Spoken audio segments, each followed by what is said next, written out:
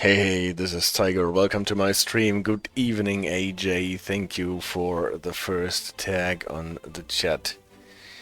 At 8 o'clock, sharpish, we actually managed to start on time. Once more, welcome to the stream. We're going back to California after the solemn stream last night in West Cornwall.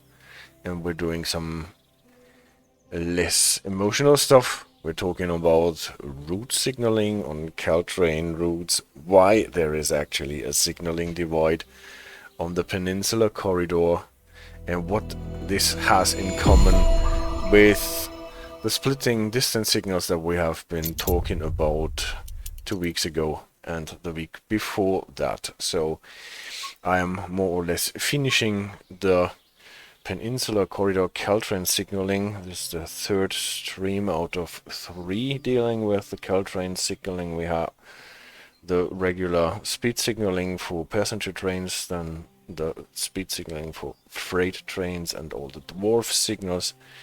And now we are adding the route signaling part.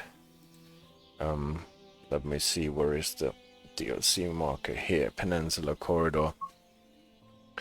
Spectre, hey, nice to have you on the chat. A good evening to you as well. We were running the MP15DC switcher, one of my favorite little locomotives, and now that I also know the name of the service again, I might put that in correctly. It is called Extra 05 southbound MOW part 2. This is the name, so it should actually appear like this, and then we can put it in a proper place. I hope it won't take us too long.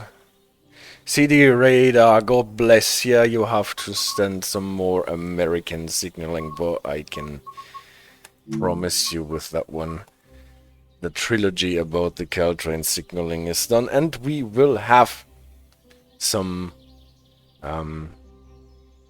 what's it called? We will have some maps at least to show. Juniper 1320, welcome to the stream. Hello and a good evening to you. Yes, is everything set? Huh. I thought you liked maps, CD Radar, if you don't like American freight. So, we're sitting here with our train with loaded hoppers and our MP15 DC switcher locomotive. And the first thing that we're supposed to do is to uncouple. Before we uncouple, maybe we want to make sure that nothing rolls away, so at least make this locomotive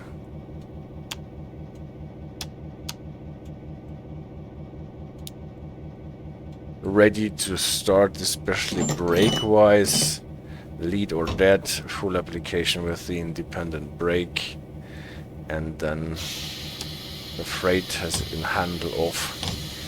We can release it. We wouldn't do that because we want to uncouple.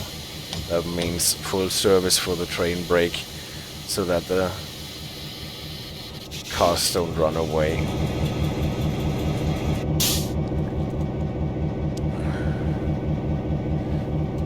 We have been talking about those couplers a lot.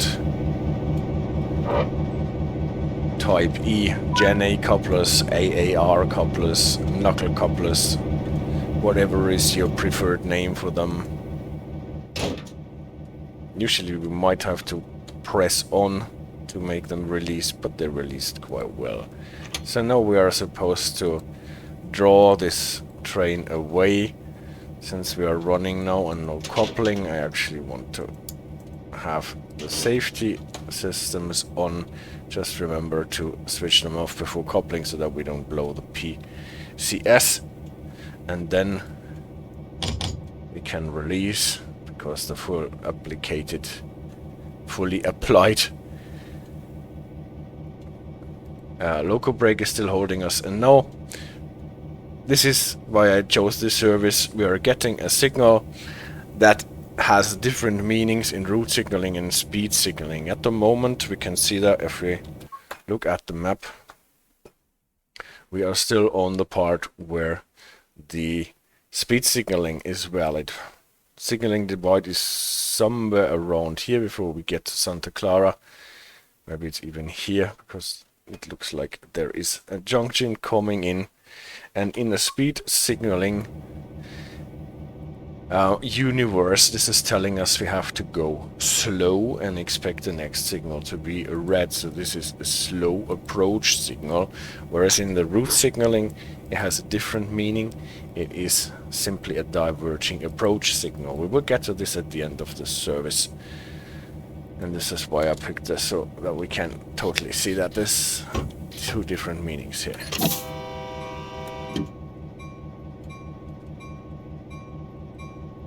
So, can I not go? What is the problem?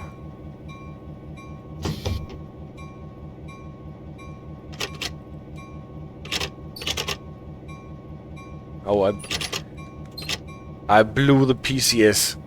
Anyway, we can see it at this light. So what do we need to do? We need to reset it.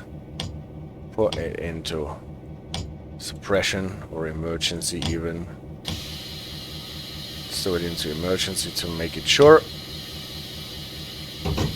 Have the independent brake holders into place. Neutral and throttle in idle, and then we have to wait a minute to reset the PCS. 2830.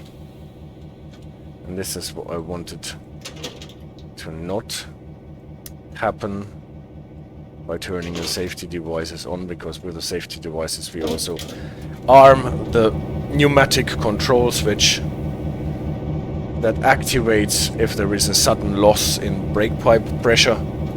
And this can obviously also happen not only when we're coupling to a cut of cars with an empty brake pipe, but also if we drain the remaining brake pipe in the locomotive quite fast, even if the brake pipe is very short here.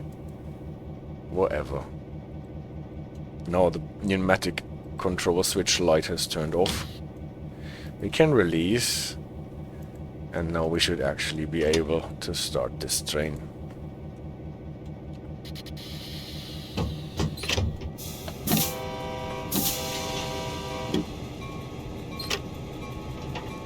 And it actually works. Slow, that means 15, not more, across the switch, even if the track limit is higher.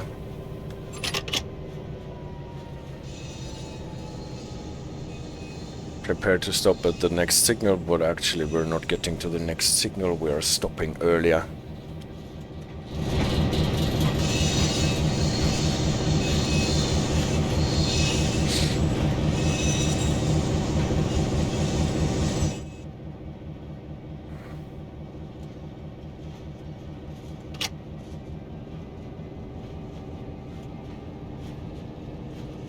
So we're looking through the rear windows of the locomotive. It's one of those locomotives that actually has the hood at the front, just like on a steam engine, or the British Rail Class 20. So you typically would use two locomotives of that kind coupled together as a pair. Well, here we're not doing anything of that kind, we're just using the one switcher, and this is what we have to make do with what we have.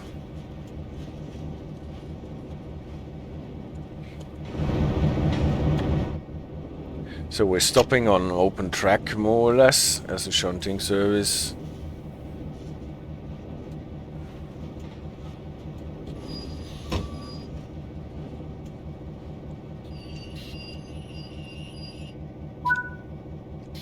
And now we're turning around to couple up to some more cars.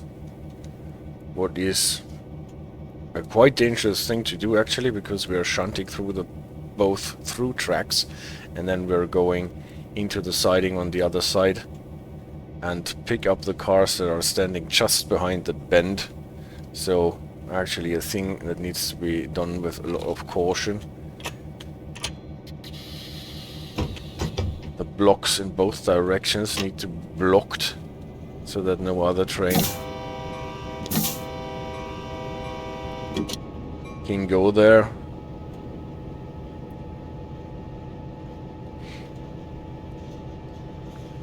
Those red lights on the left were on the right were not for us. The one on the left we did not really look at them, but they also show a slow approach, meaning 15 across the switches, and be prepared to stop at the next signal. Again, we won't get to the next signal.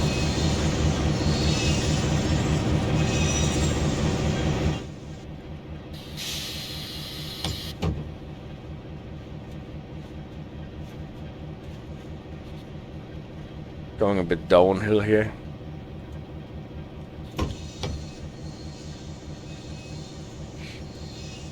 So we need to use our brakes. Loco brake is enough since we're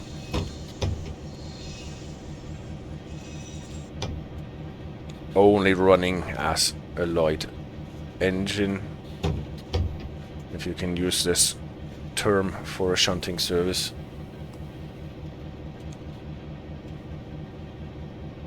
Some foliage clipping into the cab.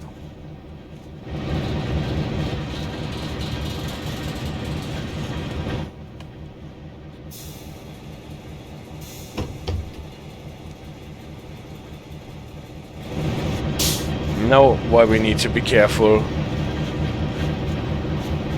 Can't see the cars actually that we're supposed to. Do you know why the Baureihe 4 or 7 is only used in Germany despite it having the electric and safety systems for other countries? It's a bit unclear on Wikipedia. That foliage kills it every time for me, the Spectre. Well, that's the thing. The Baureihe 4 or 7.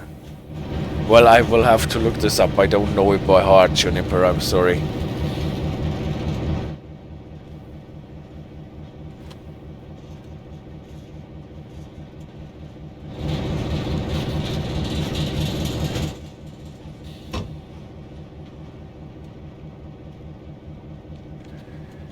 Apparently no other country wanted to have it. So here are our cars around the corner.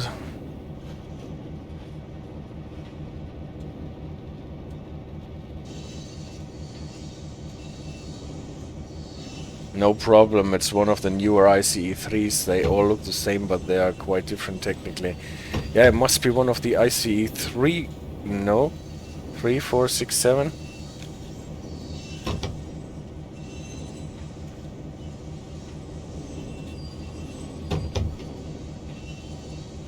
Yes, cheap viewers. I don't want cheap viewers.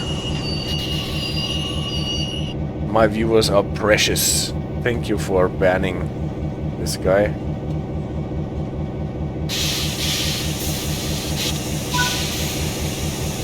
So, you can hear the brake pipe. And this is a situation where you can totally blow the PCS. When coupling up to an empty brake pipe should be empty if a cut of cars is sitting somewhere alone. Well, let's do this later with because we have to couple a bit more.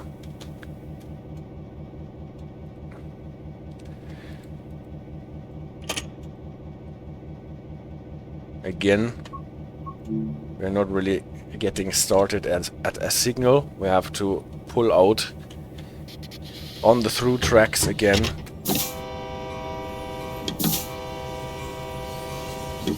Relying on the signaler that we got. Nothing in our way.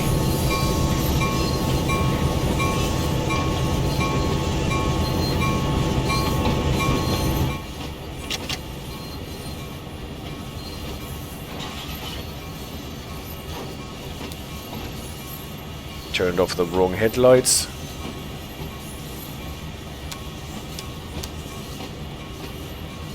Since we are running on the through tracks, probably should have some headlights on. Not on the side with the cars, obviously. It's the Velaro. The newer ICE3 Spectre. Ah, I see, yeah. So it's actually... well, not the newest version of the ICE3. But one of the newer versions, yes. There are actually not so super many of them even in Germany, right? But there are Velaro trains in other countries. So maybe this is the solution actually, that they have specialized versions for other countries. And they did not sell the German market train if the other countries can have a specialized one. Because the Velaro is definitely not only running in Germany. If I'm not mixing up something. So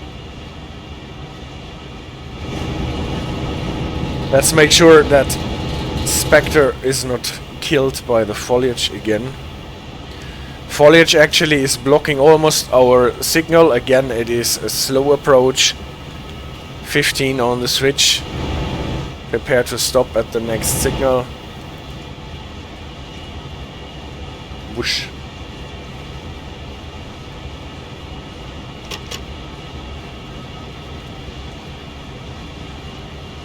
Ouch.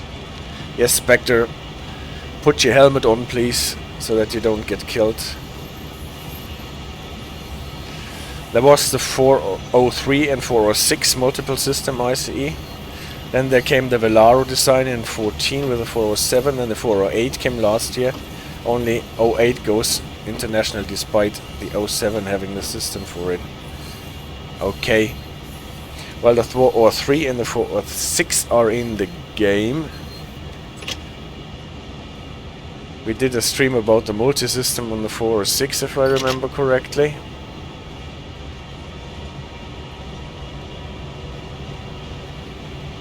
But the Siemens Velaro was also sold internationally, I guess.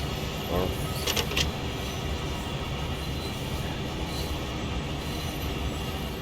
if I am not mistaken, that is.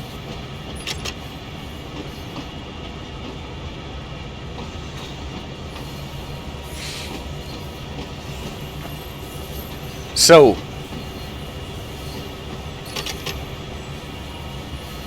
again back to the right through track. Stopping now, not with the loco brake, but with the train brake, because we have cars now.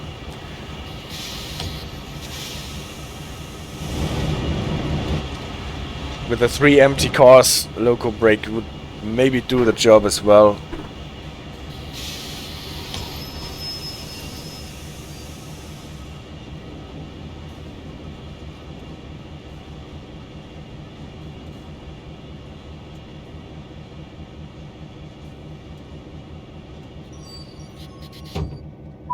Especially for the stop at the end. So now we have to couple up to the cars that we just uncoupled in the beginning. We have a red signal. If we contact our signaler, what does he do? He said proceed as at a restricted speed, but leaves the signals at a full red. So this is, or at least supposed to be, a situation where we have to pass a full red signal with authority.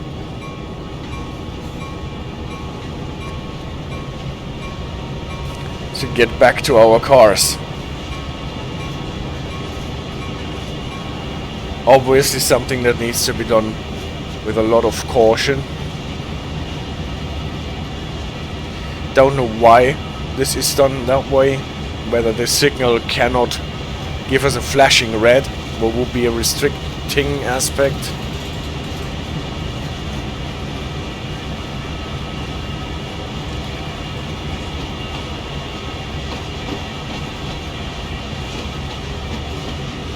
But at any rate, this is how it is done here.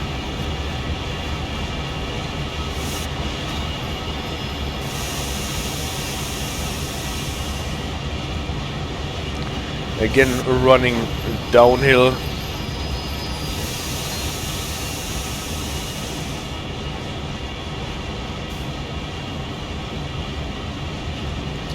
Good thing that we left the coupler open.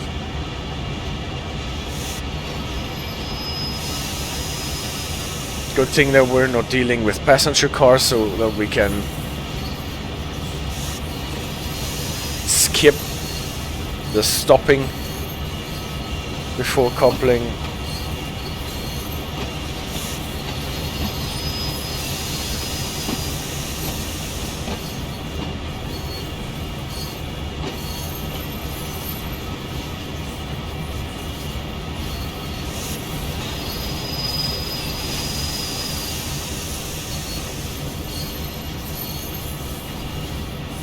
Still, we need to be cautious, obviously.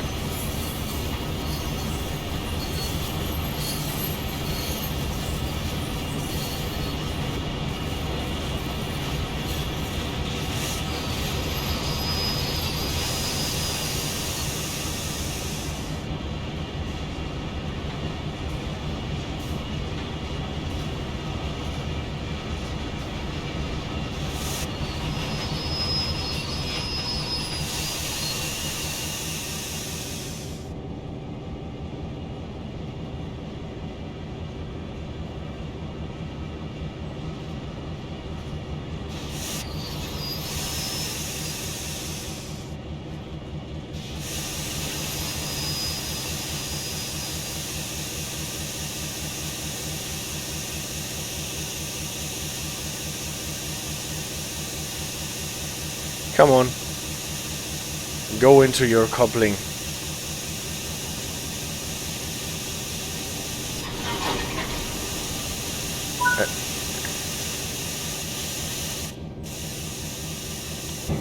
Again, coupled up to an empty brake pipe, more or less. Now we can turn on the safety devices without risking to blow the PCS. Just check the light setup. All good. Number lights on.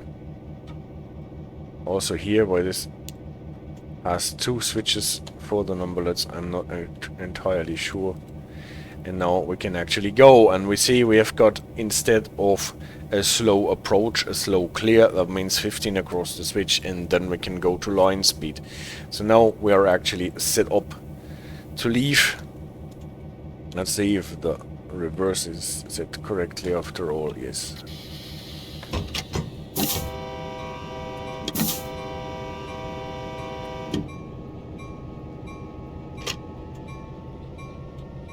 Yeah, and now our little switcher has actually to pull properly, because now we have a cut of cars that are actually loaded. Such a nice horn sound. Well, I like it too. We will hear it more often because of all the level crossings. And nobody used the quiet zone sign.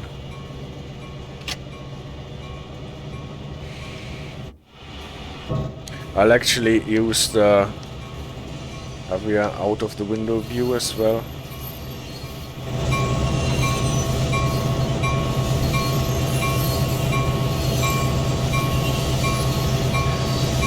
I leave the bell on as long as we are not on the through track. Then I think it's good to turn it off.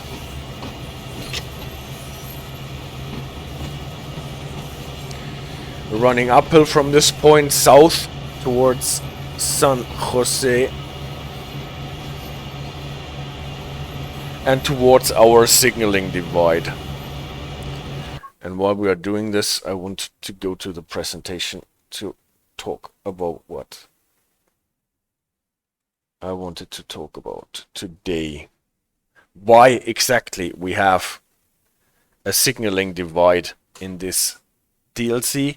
Why it is that on the very, very last bit of track that we have in our DLC here, we use a different signaling system than the system that we are using up to this point for almost all the route. Whereas the point in using two different signaling systems is that not confusing for the drivers, is it not confusing for the players, and yeah, what is the background for that? If you look at the map, this is San Francisco, obviously, and this is San Jose. This is more or less where our DLC runs. And this is the Caltrain line along the Peninsula Corridor, as it is in real life. Not the part that is in the game only, but it is in real life from San Francisco, not only to San Jose, but it goes on, typically on a single track, until Gilroy, if I'm not mistaken. There is always some talk about expanding it and connecting it to a high-speed railway that is supposed to be built there. But this is, I think, the status quo of the Caltrain route in the DLC. Obviously, it ends in San Jose. From San Francisco coming, and here we can also see very clearly why it is called the Peninsula Corridor, because we're talking about this peninsula here, where San Francisco is more or less sitting on the tip, with the bay here to the northeastern part of the peninsula, more or less, and this is why it also called Bay Area. So here we have our names. And why now the signaling divide? The thing is, the right of way, what is more or less the ownership of all the infrastructure and the tracks and signaling devices in the United States, is not as much as in Europe, where you typically have one more or less state-run infrastructure company, but it is a thing of the big railway carriers. And also here, until the, I think, 1980s or whatever, the right of way in this area was Southern Pacific right of way. Southern Pacific, one of the big railroads that I think in 1996, at least sometime in the middle of the 90s, it was taken over by Union Pacific, that we still have, and that we also have here on this DLC, the engines running around. So those were the guys owning the right of way for all the tracks here in the area. And then at some point in time, running the commuter services was not paying anymore. And so Southern Pacific, at least to simplify the story, did not want to run those computer services on the Peninsula Corridor anymore. And what happens if the private companies don't want to run services anymore, but we still need them for the commuters?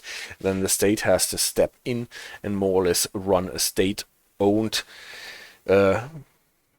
outfit that is not necessarily doomed to make profits. Well, just think of Amtrak. You want to have passenger services in the United States, but it doesn't really pay, so who does the job then?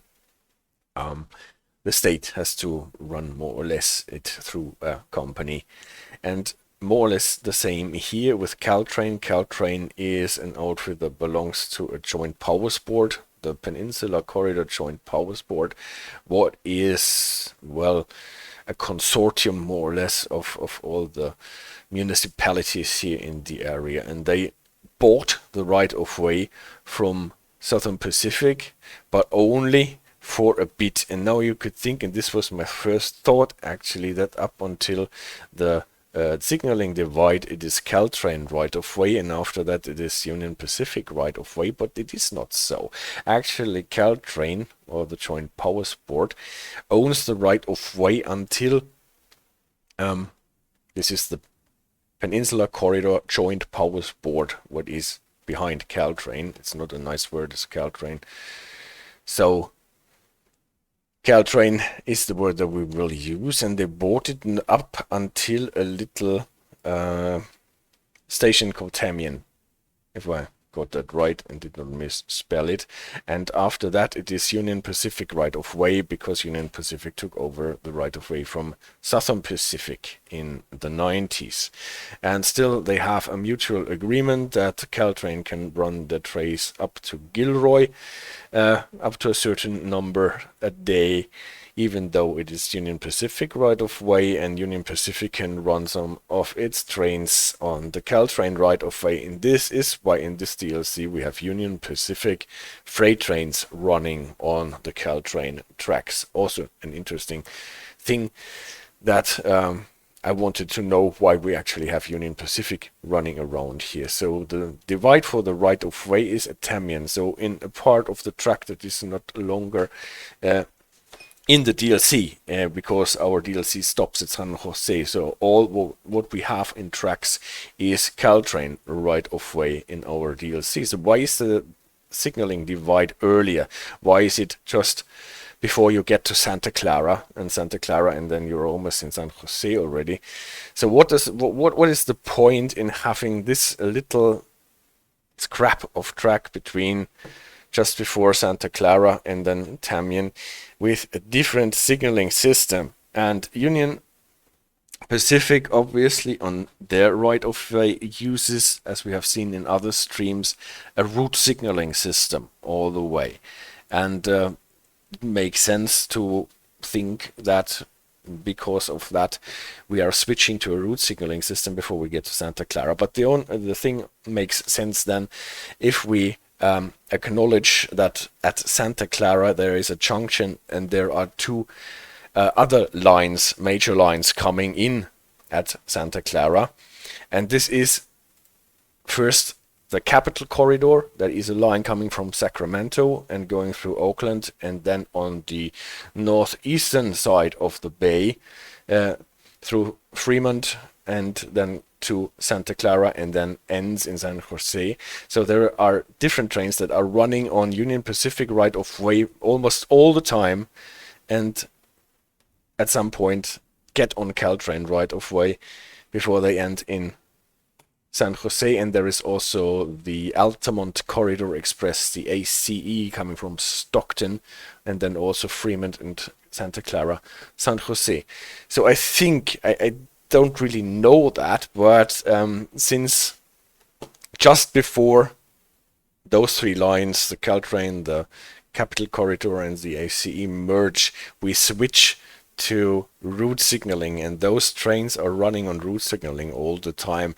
I think it makes sense to think that this is the reason why Caltrain is only using the speed signaling system up to this point before all those three routes merge, and then they switch to the route signaling system that is typical for the Union Pacific right of way infrastructure. So that was interesting for me. I don't know if it was interesting for you at all, but sometimes background is what makes the thing more lively and more interesting. And I think this is the reason why we are switching from speed signaling to route signaling just before we get to the junction at Santa Clara and before those two lines are coming in. So how does it work, the route signaling in Caltrain? Just to recap a bit, the speed signaling that we have in Caltrain, passenger speeds were limited 50, higher than we have it on the East Coast in the NORAC system, medium 35, slow 20, and restricted was maximum 20, and stop was actually 0. Juniper asked, is it called Capital Corridor because it goes to Sacramento or because it does to Washington DC? No, it does not run to Washington DC. That would be quite a long way. It is actually because it is connecting Sacramento with San Jose, and Sacramento is obviously the current capital of California. And I think, if I remember correctly, San Jose used to be the first capital of California when the state was first established.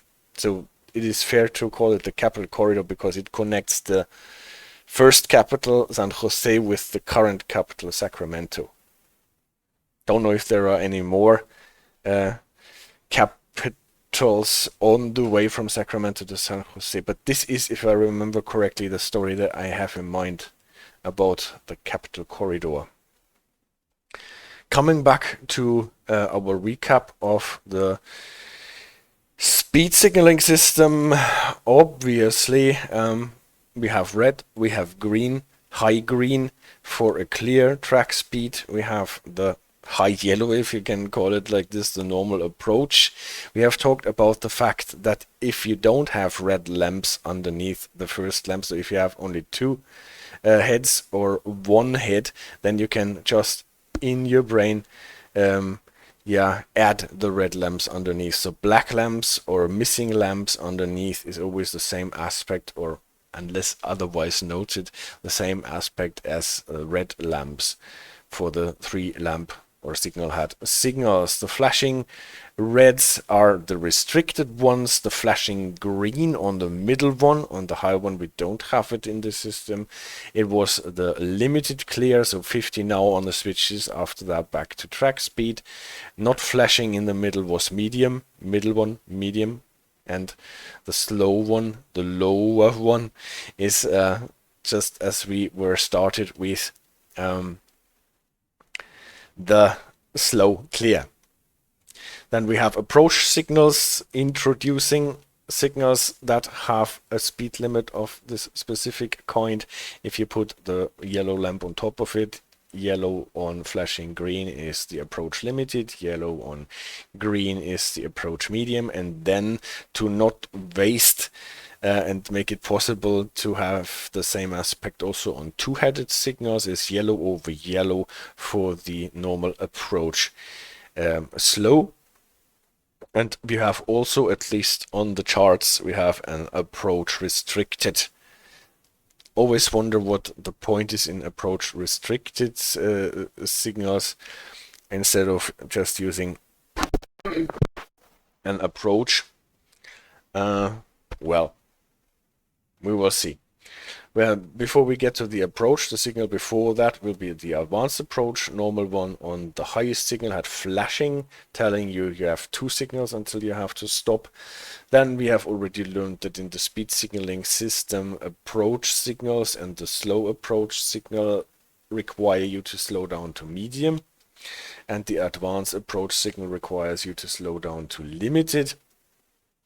Then we have signals where we move those aspects one step to the bottom, so that instead of the normal approach signals, we can have already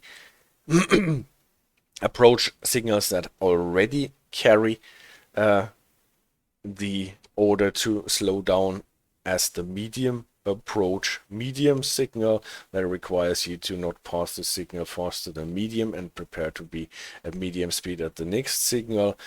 Same goes more or less for the medium approach slow, if that makes sense. Medium speed on the switch and then be ready to be slow at the next. We can even have a medium approach restricted, with the differences here are, in my opinion, not so really strict, just to enforce that you are at medium speed on the switch here. Medium approach stop we can have, and now we have not medium but limited, a limited advanced approach that orders you to be at limited, not starting to slow down but be at limited when you're passing the signal. Here we can even have a slow approach stop, just that what we got when we started our train in the shunting mode, not faster than 15 on the switch, and after that we could accelerate to medium speed but be prepared to stop at the next signal.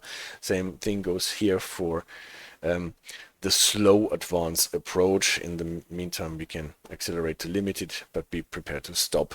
We have 2 streams about the signaling system and the speed thingy, so that I'm going through this quite quickly just to recap what the speed signaling is. It's quite complex and it is quite great in telling you a lot of information what you have to do at the signal at the moment and what you have to expect at the next signal. We also have to stop and proceed. This is the red signal with the number plate. That means you have to stop, and then even if the signal does not switch, you can proceed on your own authority with restricted speed.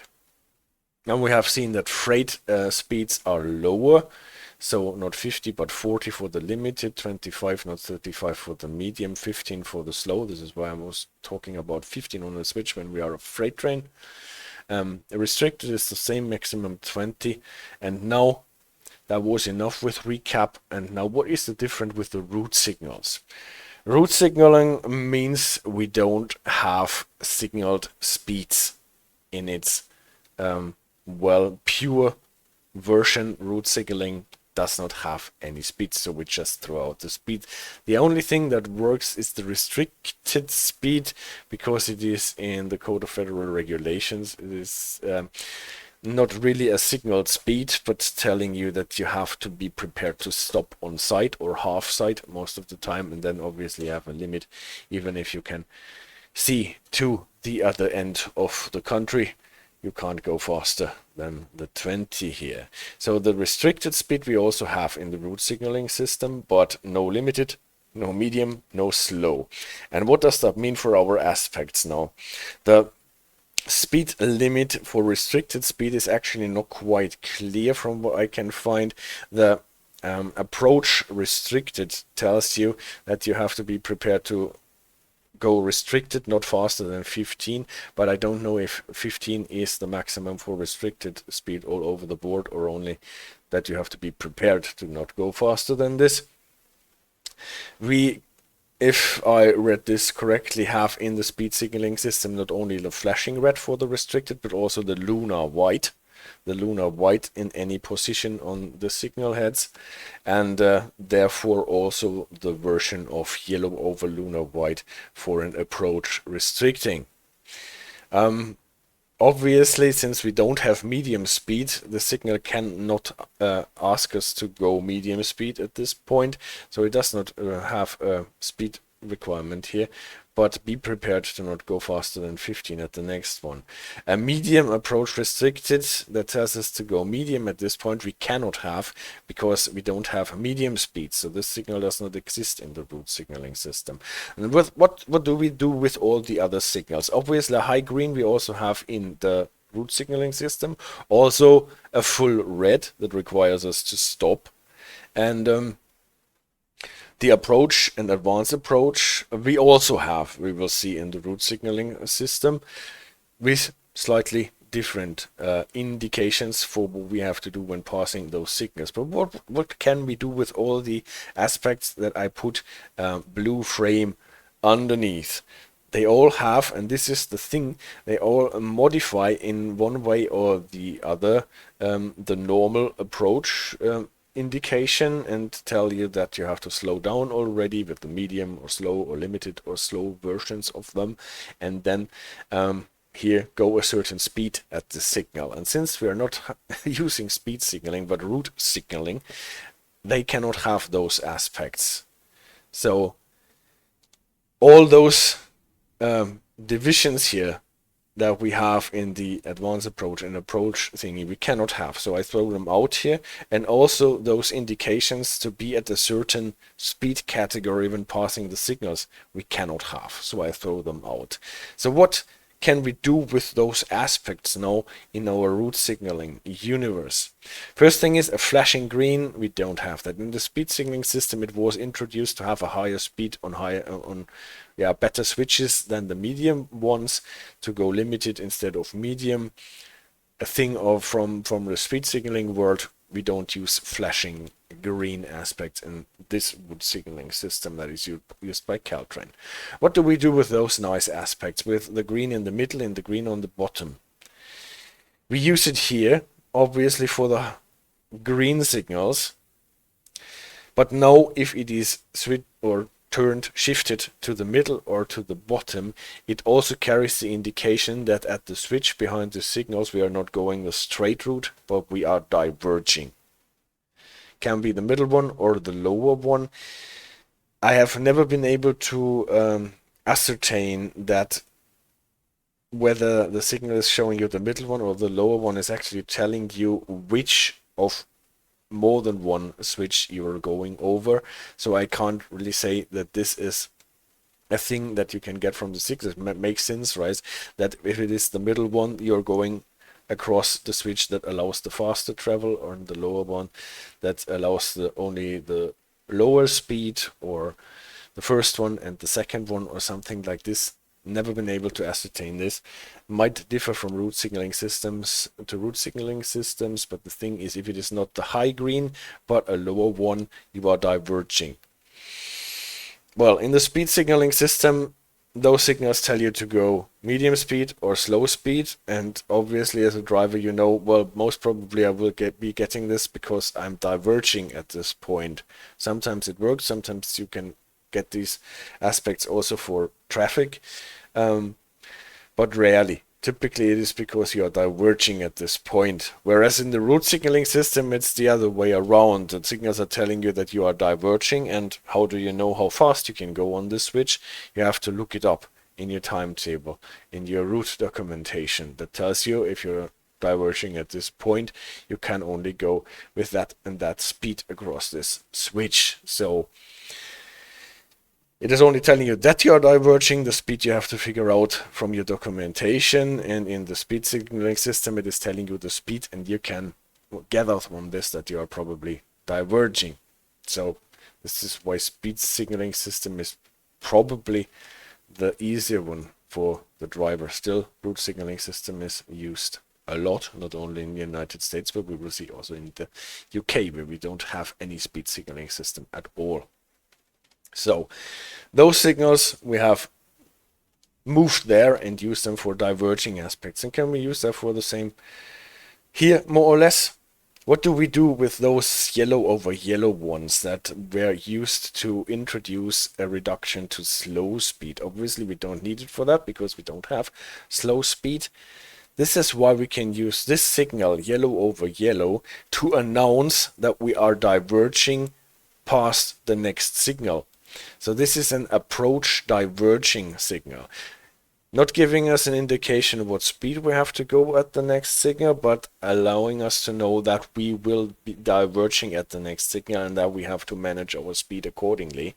And again, we have to look it up in our timetable what speed we have to target for when diverging at the next signal. So this is telling us you are diverging at the next one. Can we use this signal as well? In the speed signaling, it was a medium approach slow signal. We don't need it for that, but we use the same ruling principle by moving the aspects downward on our signal head to use it as a diverging version of that. What is the name then? Diverging approach diverging. Great name for the signal, great signal it is. And what does it tell us? It tells us that we are diverging at this switch, and we are diverging at the next one again, at the next signal. So this is a great aspect telling us we are diverging twice right now and at the next signal again. So these aspects we can use in the route signaling system. Those aspects, approach medium and medium approach medium, we don't use in the route signaling system here, at least in the Caltrain universe, from what I have read in Joseph Fiowitz's signaling charts. In the Union Pacific, you know that there are those clear 40 and clear 50, diverging clear 40, clear 50, and clear 60 signals that use those aspects in a way that I'm not entirely sure how it is used all the time, but not here in the Caltrain area. What do we do with, yeah, those are not used. With the approach variants, we just use it the same way. Move it down, it is diverging version. Same here, it is moved to that one, it is no longer an approach, but it is a diverging approach, meaning we are diverging and have to be prepared to stop at the next signal. And the same with the advanced approach, meaning we are diverging here and be prepared to stop in 2 signals, so at the second but next signal. And with those signals, approach and advanced approach, according to the rules, we have an indication to slow down, to not pass the signal if possible with more than 40 if we are passenger train, or 30 if we are freight train. So we have to start immediately to slow down when passing the signal to 40 or 30. Same goes for the diverging version. Again, if the switch that we are diverging through at this point has a lower speed, obviously we have to comply with the lower speed of that switch according to our timetable. But if the switch allows to go us with 50, for example, or 45, then we still have to slow down to the 40 or 30 according what train we are. And for the advanced approach, it is 1 step higher. As a passenger train, we don't need to slow down, but as a freight train, we have to lower our speed to 40 when passing the advanced approach signal as soon as possible. So there is a bit of a speed indication connected with the approach and the advanced approach, but it is not called medium or whatever speed. It is fixed digits for 40, 30, or here nothing, and 40 for the train classes. And this is more or less already the whole magic of the route signaling system. And I, well, went the whole way here to get it through our heads again. What is the difference between speed signaling, route signaling, and where are the aspects that have actually different indications? Because obviously the high green and the full red is more or less the same. Also the restricted ones, maybe it's a bit of a lower speed, but nevertheless on side or half side according to your rules. That is not the thing. Also with the green ones, yeah, if you adapt to a medium clear or a slow clear instead of being ready to diverge at this switch, it is not so super different unless the seemingly signaled speed is much lower than the switch actually allows, right? But whether you've been told to slow down because you're diverging, or whether you are told that you're diverging and so you have to slow down, is not so big difference. Where we really have the difference is in the yellow ones. If you see that and think you are in a speed signaling system, you think, oh, I have to be at slow speed at the next. Even if it is just announcing a diverging at the next signal where you can go with 50 across the switch, or 40, whatever. And then you would slow down to 15 and think, oh, why did I do that? It was not necessary at all. Otherwise, the other way around, it is more dangerous actually. If you think you are in a route signaling system and think, well, yeah, I diverge at the next switch, it's okay, I look it up in my timetable, I can go with 50 across this switch, and then actually it is meant that you are supposed to be at slow speed at the next signal. And the same more or less goes here with the modified approach and advanced approach signals. If you think you are in the speed signaling thing, then you might think that you have to slow down to slow at the next signal, whereas it is only telling you that you are going through a switch at this point. And the same goes for the opposite thing. So with the modified yellow ones, you have the most variety, I think, and where you need to be sure whether you are in the route signaling or in the speed signaling system. Yeah, that was what I wanted to talk about, what the American signaling is used. And now, why is this connected with the British system? Because the British system in the UK is more or less a route signaling system all the time without any speed signaling indications at all. If you just look at this signal, it is an approach signal that tells you at the next signal you have to expect to stop, but you're not diverging right now, that would be the UK equivalent, a single yellow. Stop at the next one, the feather indicator is off, you're not diverging. And we have talked about this in the splitting distance signals. You imagine in your head the junction signal being at red for the diverging line. And now you see the parallel, right? Here it is a bit to the side, but still the yellow one on top and then the imagined red one. And that is what we have here. The yellow one on top and then here not imagined and in a straight line, but here is the red one. And this works actually for the diverging version as well, because in the UK we would have the feather on and imagine the red one for the straight route on top of it, and then we have the red one on top and underneath the yellow one for the diverging route. So it looks totally different, but the logic is quite the same. Same for the advanced approach. What an advanced approach, stop at the second signal in British terms, will be the double yellow aspect. And for the diverging variant, on the junction signal you have the feather on and imagine the red one over it. And if you're actually going straight, then you don't have the feather on and you have double yellow for the straight line. Same goes for the green ones actually. If you're going straight at this junction signal, no feather, green on the aspect. Imagine the red one for the diverging route. And if you are diverging, you have the green one and imagine on top of the red one for the straight route. Again, on top is the red, underneath is the green. So I hope this is no more confusing than it is actually helping. I think it is always worth it to look at those parallels, because the logic prevails through all the systems, even if they totally look differently.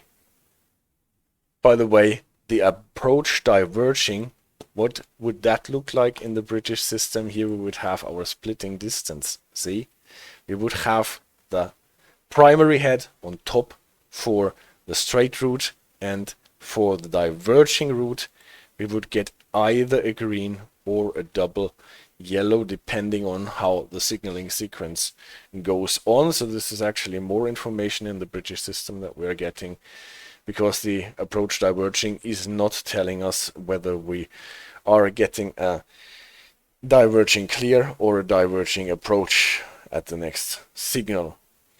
What we can't signal in the British system, I think, is a diverging approach diverging, because that would be that then we need a splitting distance signal with a feather on the offset head, and I think this is nothing that we can see in the British system. So alright, let me know if you want, if that stuff is actually more confusing than it helps, or if you share my opinion when comparing signaling system all over the board and the logic that lies in it is actually paying. I think it does, because it helps understanding the ruling principles better and better. So that was today's presentation. And if I find it in my OBS, then I can actually turn it off again.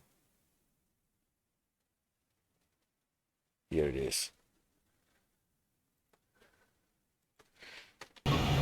And we do some train driving, and when we're getting to Santa Clara we will actually see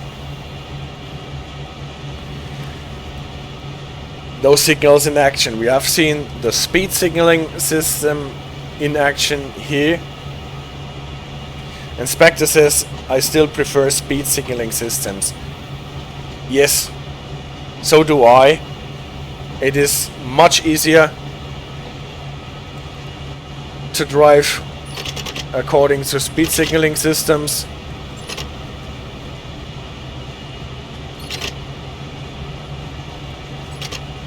But, well, you know me well enough that what I like most is the variety.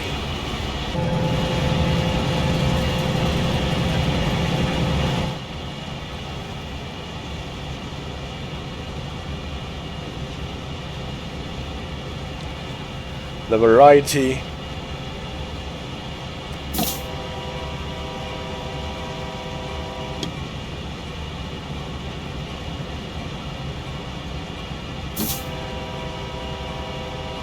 And comparing systems also helps you understand what things you actually want to tell your drivers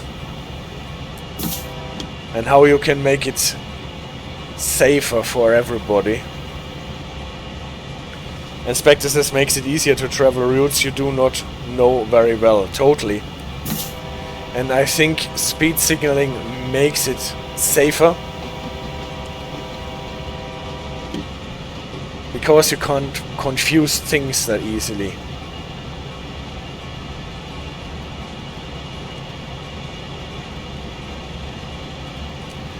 And this is one point why on British routes route knowledge is so important, because you don't have any speed signaling. You have quite an elaborate route signaling system.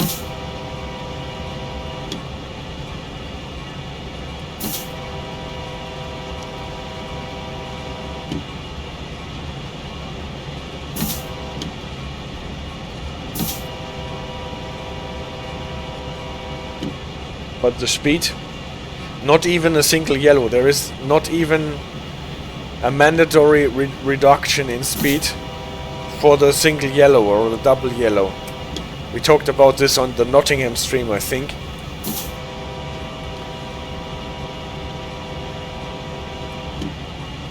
With Eric Gant with his smooth forehead. And Ravenslofty.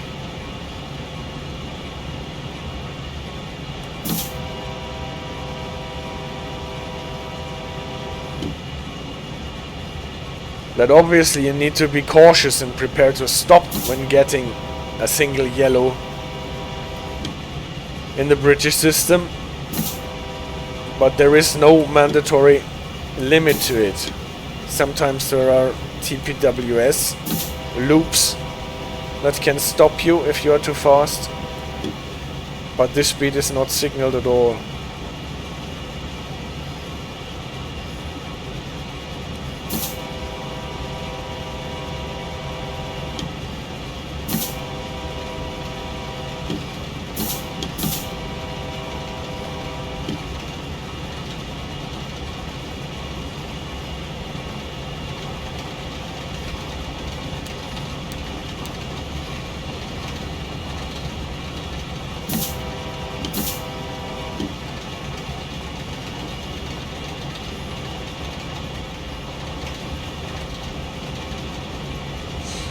High greens, regardless of the system, easy.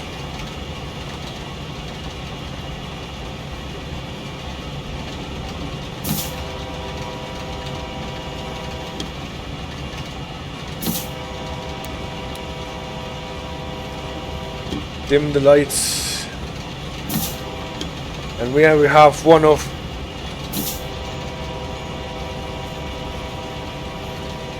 the Union Pacific trains. And for what reason ever I thought there was one more level crossing, but there wasn't.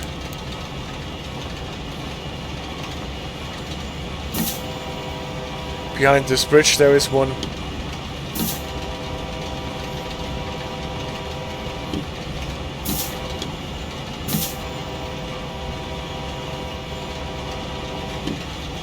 So what is the speed limit here? It's only limiting us to our built-in 79 miles per hour. I think it's actually lower, but I have not found a sticker in this thing here, so I think I will let just coast the train. Bell for the station. Yes, everybody is staying behind the yellow line.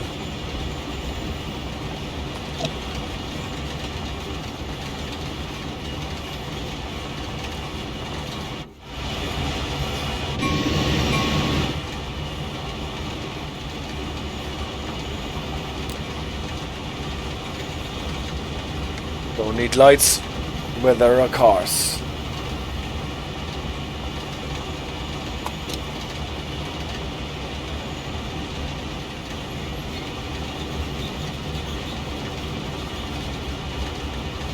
station is only used if there are football games, I think.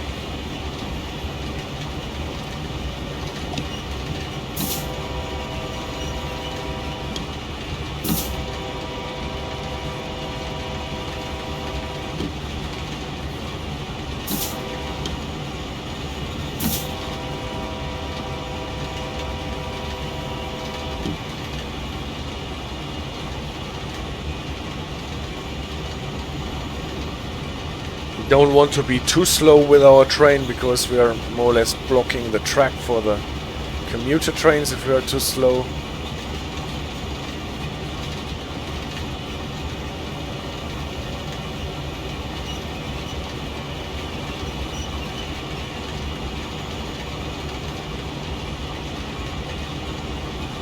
High greens at the next station.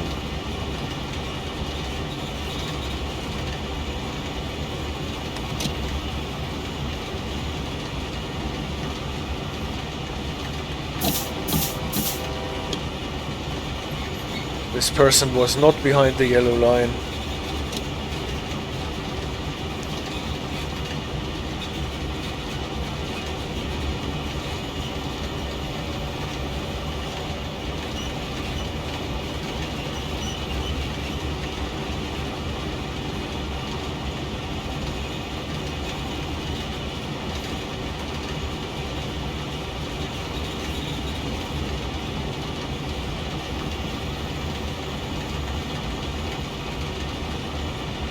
So I think we don't have to travel that long actually before we get to the signaling divide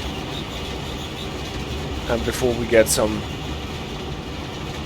route signals.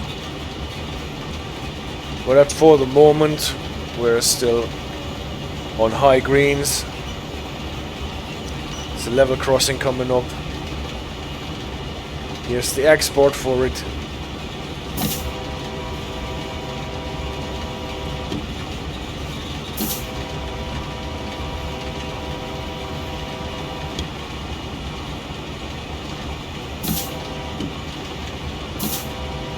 So Juniper, what are you saying? Yeah, at my station there is a big maintenance and then only 2 tracks available instead of 7. 1 for each direction, and then in rush hour they managed to cause a massive delay by allowing a slow cargo train to go in front of the other trains. Yeah. This is one of the things why the Japanese trains are never late. At least from what you can read, because they keep the cargo and the passenger networks completely separate.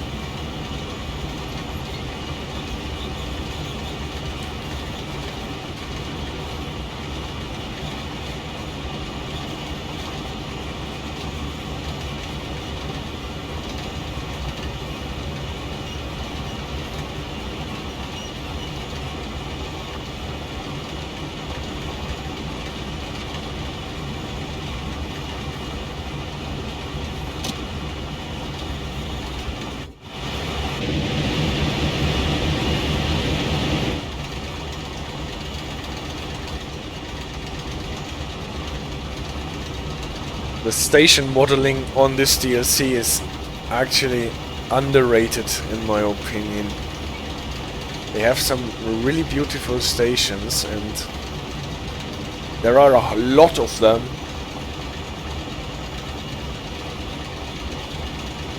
And each and every one of them is different. But I have respect for cargo drivers. I drive cargo sometimes in Train Sim World and it's so hard to brake when you get the yellow signal.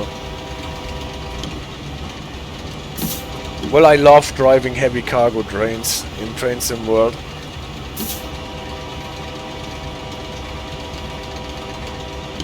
Especially because of the braking.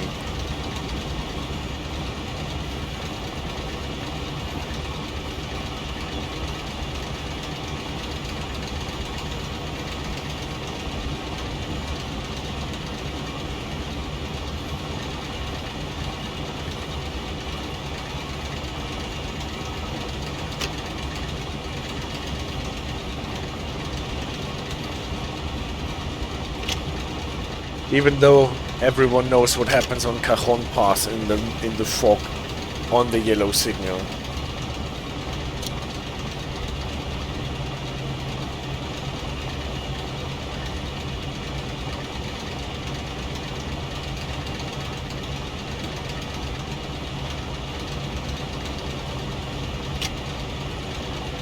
Nevertheless, I think I have to speed up a bit to not block the line for too long.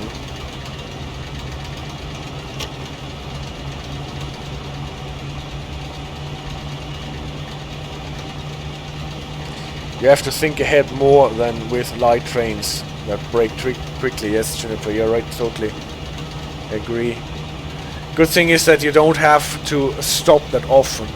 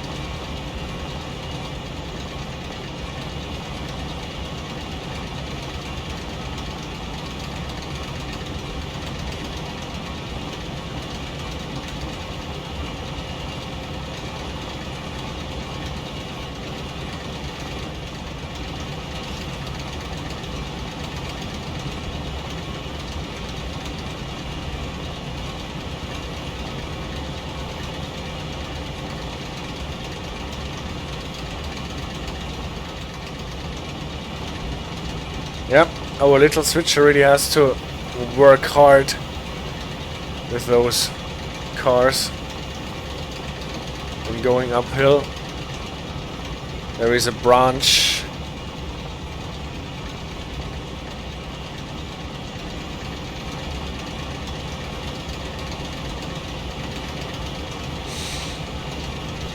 What happened, by the way, with the project of getting the baby bullet to the Oakland subdivision in Canada? Haven't heard any talk about this in months, I think. I've always been waiting for this. The Vectron especially feels like it has too little braking power, Juniper says. I'm not sure. I think with the Vectron you have to manually use the e-brake a lot to get enough braking power. Speed limit to 45 for us. Oh, then we actually have to slow down a bit.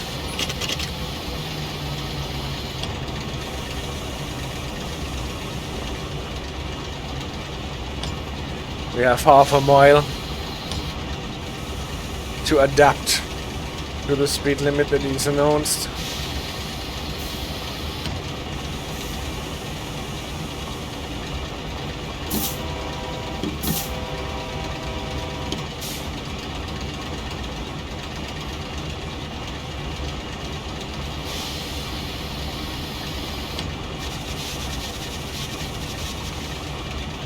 Usually it is 50, I think, the speed limit here.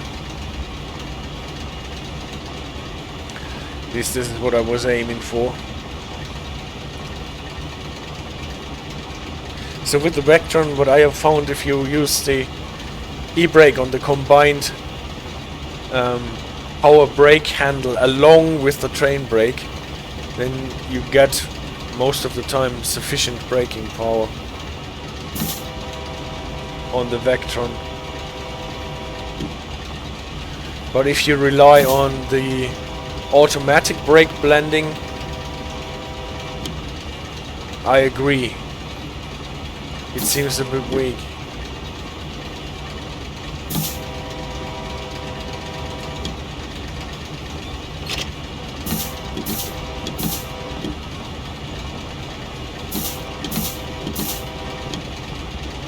Yes, and now we're getting a signal, and well, I cannot see the flashing, cannot show the flashing. Approach limited. Flashing green can't be a route signal. Limited for freights, services.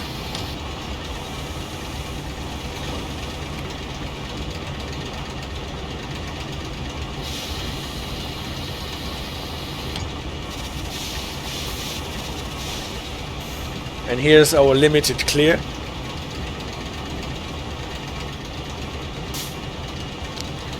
That means 40 on the switch, here train. After that we're good. But we have to stop then.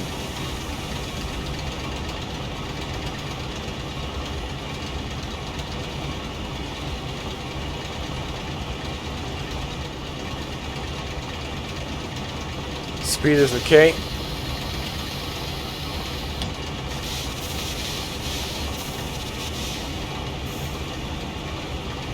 %, yeah, but you have to pull two levers at the same time and the brake pressure display is on the other side. Yes, of the brake lever. But it's a nice challenge, that's true. And with the keyboard shortcuts that I'm using, you got two hands for this.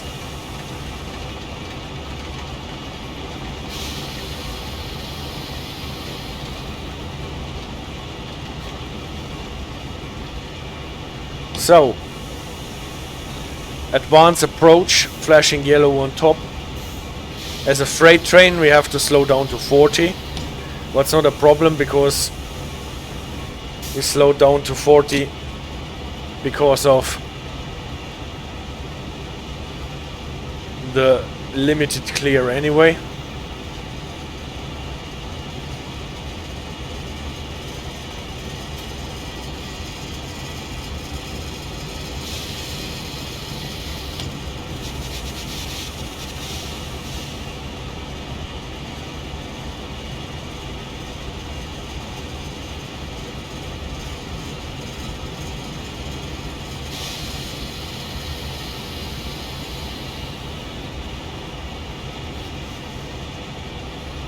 Next signal should be an approach signal.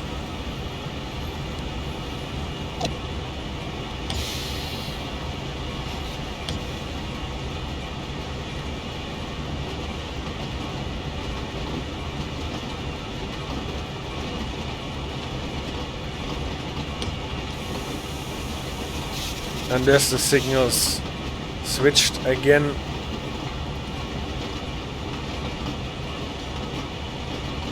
But now it is an approach. That means as a freight train we mustn't be faster than 30.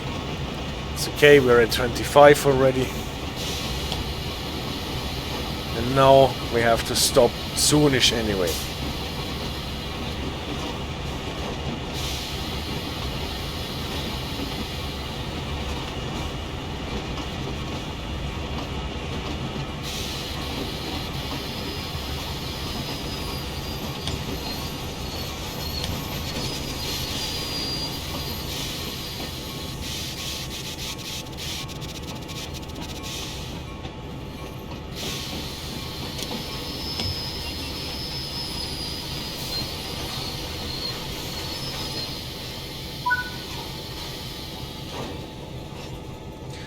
So, why we were ordered to stop here, I'm not sure. We don't have to do any shunting or coupling. Just have to stop at Lawrence Spur siding 1. But it is nice that they sometimes send us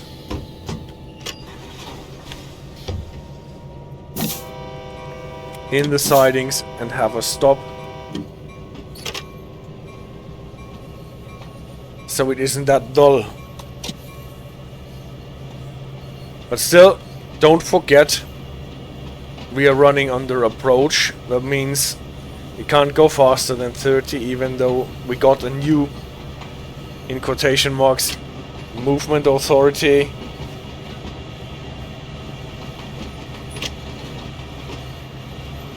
We can't go faster than 30, and we have to be ready to stop at the next signal. Probably it has changed already, but we can't be sure about this.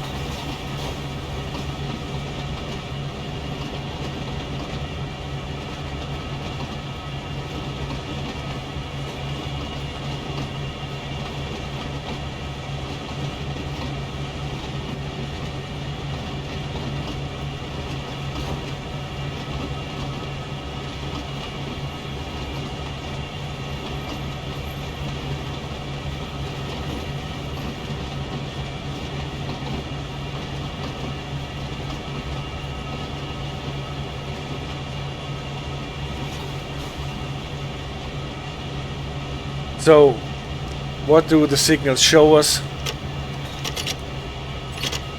I think I see something yellow on top, but I'm not sure at any rate yet. Might even be the signals from behind.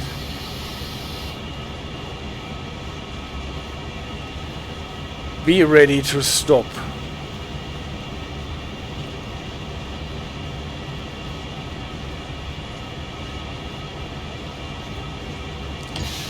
And that is what we are doing.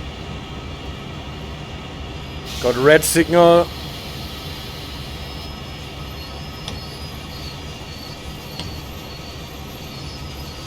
We cannot leave the siding.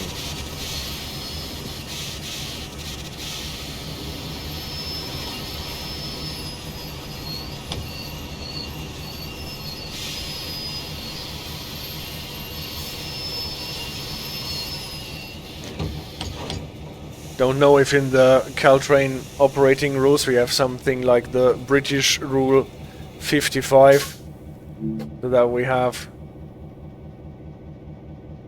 Oh no, what happened now? Your train appears to be off path. Now we have a failure.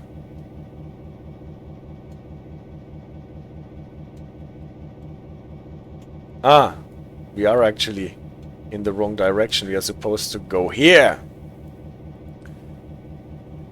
not further on. We have to go back here through this siding and reverse. Sometimes it is okay to look at the objective marker and they tell us where we are actually supposed to go.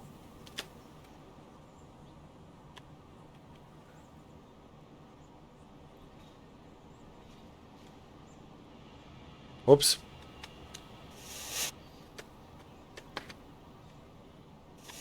Locomotive is oriented the other way around, so going this direction is actually putting the reverser to forward.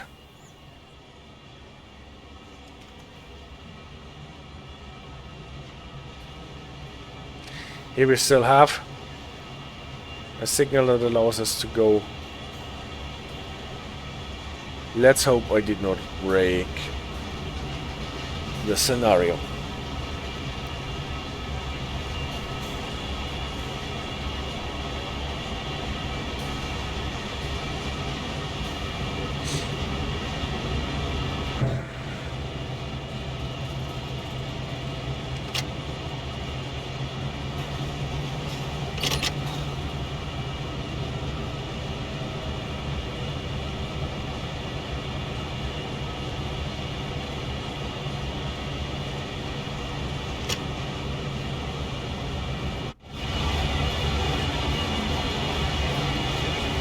Probably we are leaving some of the cars here at Lawrence.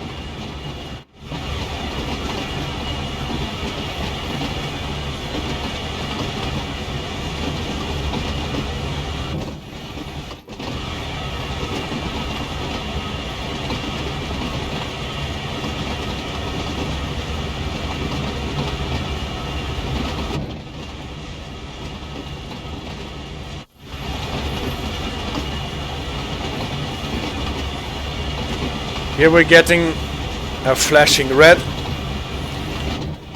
Or is it restricting?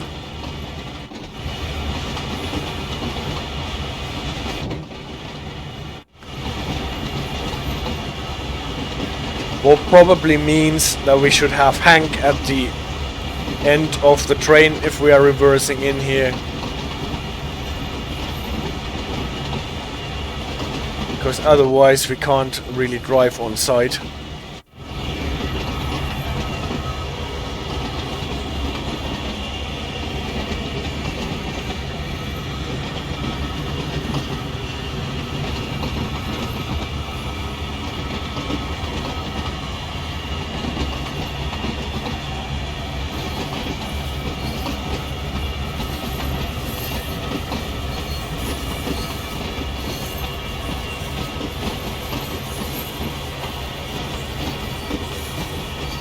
City Red asks, what do you think about Expert 101? Obviously I have not played with it yet since it has not been released, at least not on Epic Game Store. And it will be interesting, but my thought is a bit... They now sell bugs as a feature. I did not watch the stream because I was not too happy with the announcement that they made on the latest stream, so... Yeah, was there shocking things in the previous stream? Well, my thinking was actually they did not really fix anything in the signaling system for quite some time, and even having an expert loco on a buggy signaling system might maybe ruin the fun a bit. But if you say there were shocking things on the previous stream,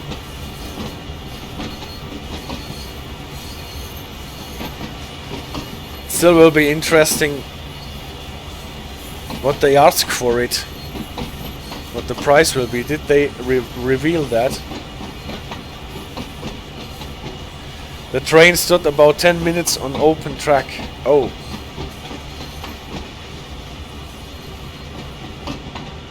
$40. All right.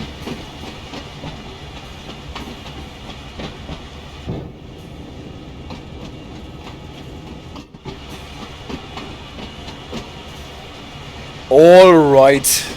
Well.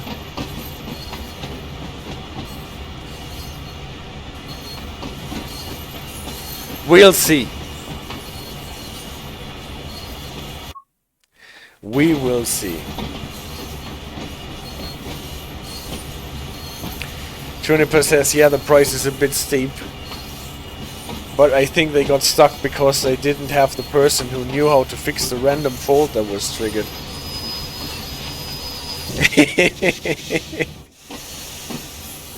Well, at least we can now...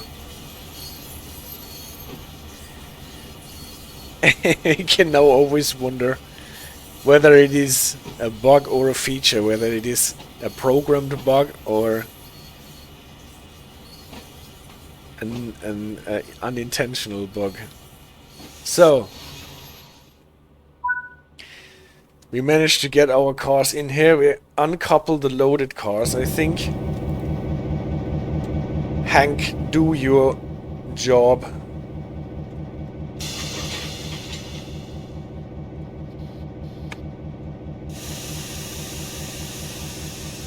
Was that the wrong connection? Oh yeah, it was. Hank, this was the wrong one. That is the correct one. I think he was on vacation and some other people did the stream. Well,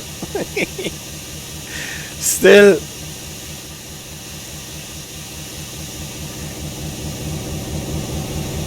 doesn't really speak for too many experts working at DTG if the one expert is on holiday. Nobody is there to fix stuff. Can have the radio on, by the way. Okay. New All Yard, track 8. We are supposed to go. Now at least I can go forward. What is reverse?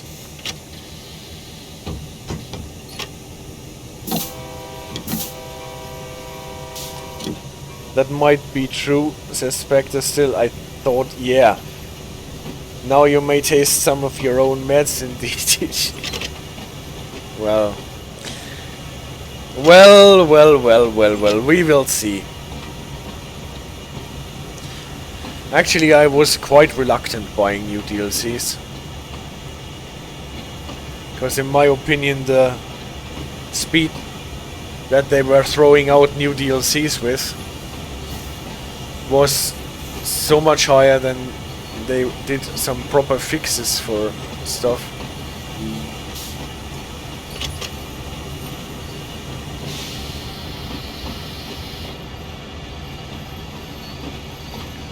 So we have to wait before we go out on the line. The little dwarf signal here is ordering us to stop.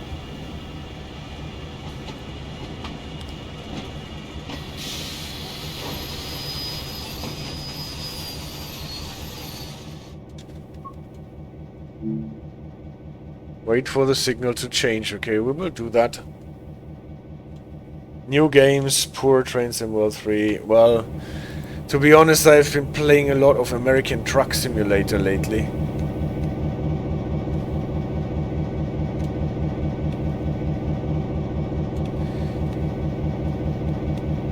And after playing other games, returning to Train Sim World, you can better enjoy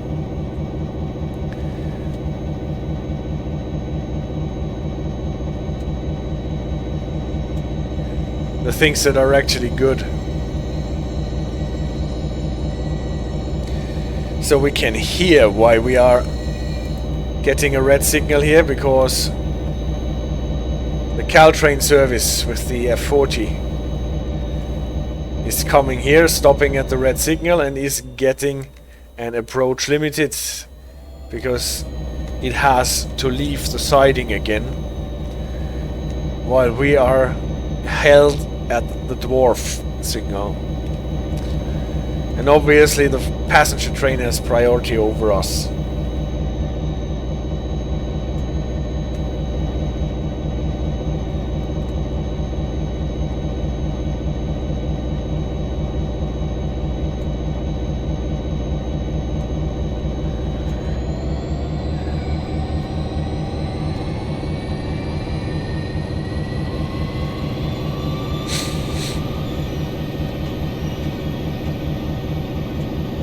Stupid question, the Spectre. Does Peninsula Corridor have a working dispatcher that may give priority to some trains?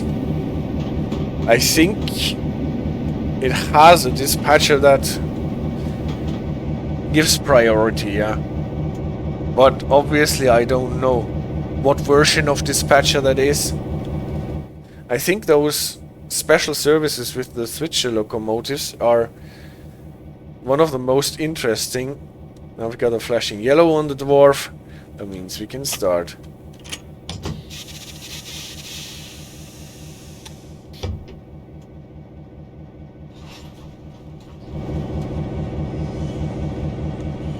Or is it a flashing lunar? Looks like a flashing lunar, right? Interesting. A flashing lunar. I've never seen a flashing lunar before.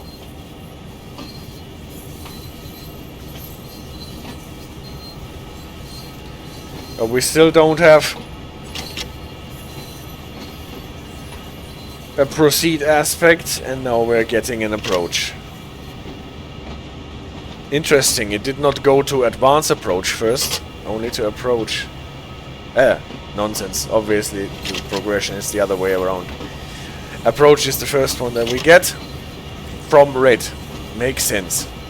Can't go faster than 30.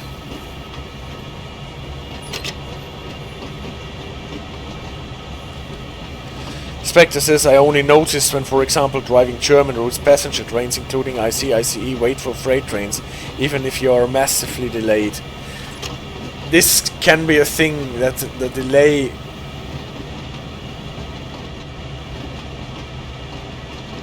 has something to do with the order. Only thing I know is that they have different versions of dispatches through the routes. Oh, I was too fast out of the siding.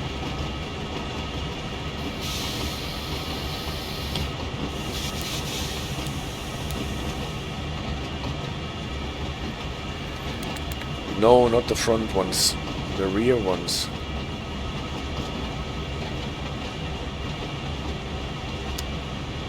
Ah, here's my keyboard shortcut. Yeah, but what the dispatcher in its various versions actually does is one of the arcana in the game.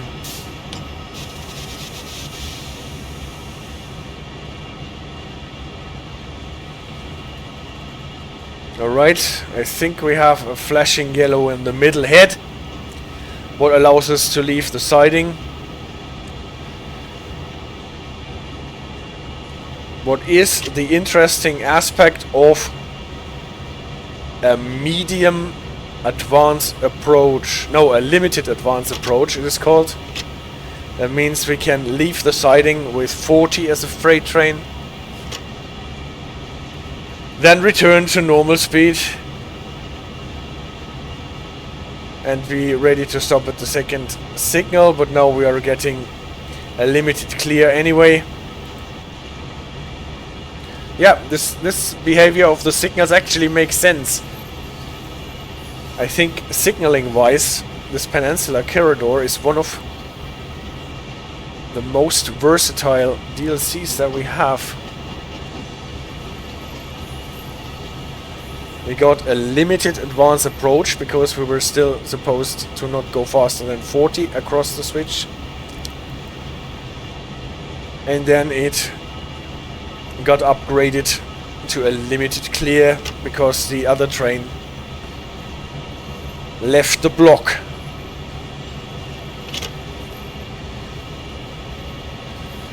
And since we are already across the switch with our short train, we can accelerate to line speed, what is for us as a freight train 50, I think.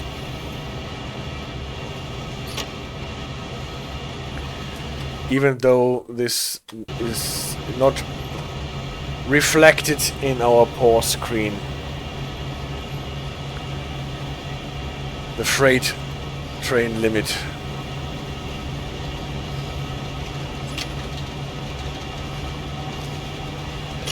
Yeah, let's speed up a bit so that we don't block the line for too long.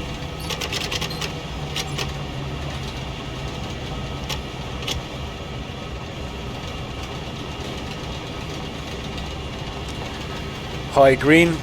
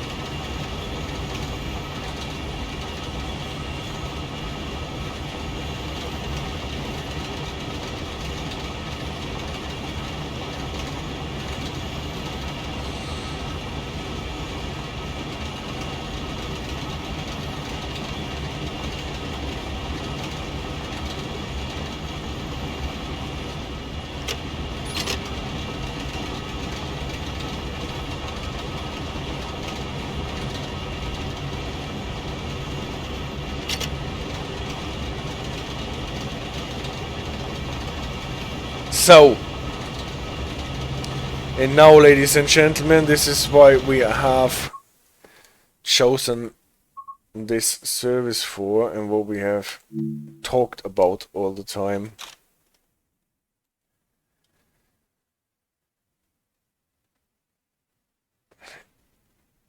In a speed signaling world, this signal would tell us to approach slow. Be ready to be down to 15 as a freight train at the next signal. But this here is the signaling divide, and this is why we have those signs. Begin route signals. Begin at track 3. Must be that one here. So this is where the route signals begin, whereas begin route signals begin number 2 track.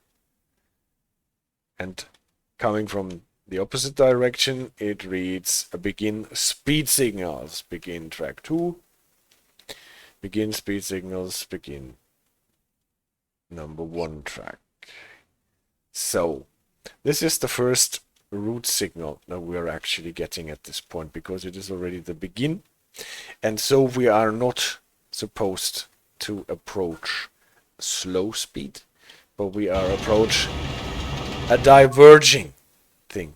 This is why you can see it already in the speed diagram. We are not required to slow down to 15 or 20 maybe, but this is something that allows us to go, I think, 35, if I read this correctly, on this switch.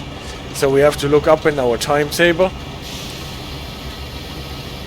that diverging at the next signal needs a reduction to 35.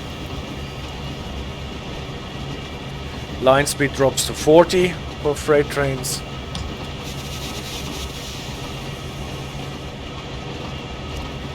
So rolling in with 30 should be safe enough. So it's a significant difference slowing down to 15 or to 30. 35, right? And here comes the next signal.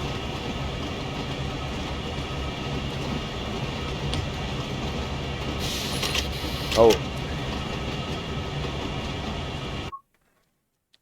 Get the throttle to 0. Can't hurt. And in a speed signaling world, again, this will be a medium approach slow signal. And now it is a diverging approach diverging. So for speed signaling, this sequence does not make sense, because approach slow and then a medium approach slow does not work together, more or less. But we have now been told that we will diverge, and this signal is telling us that we diverge as announced and diverge again. So what we do, we look it up in our timetable here and see, okay, the first time we diverge is 35, the next time is significantly slower, it's probably, or will it be 20 here?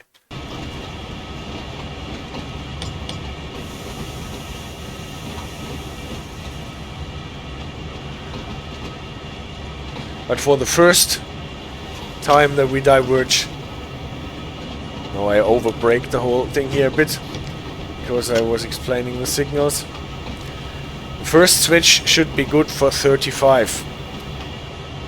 That's the crossover switch here. Makes sense that this is a faster switch, because faster trains are supposed to go here. This is this dent.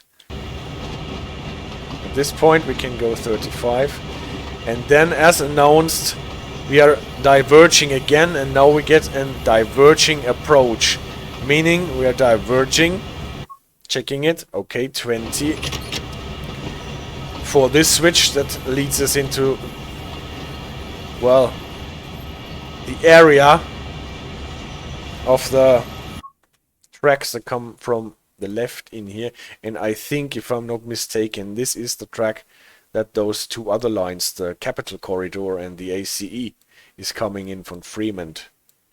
And this is why we got the signaling divide here, so that those trains don't get confused on their last meters until they get to San Jose. And now we are switching over to this part with a slower switch.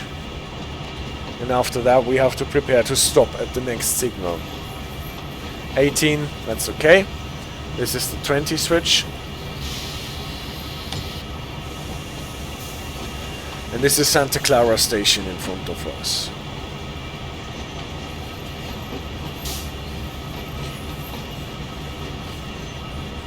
For some reason it is not called Santa Clara Yard, but Newell Yard. But the station is Santa Clara. And we're switching again. What was not signaled because there was no signal anymore. But it is the same speed.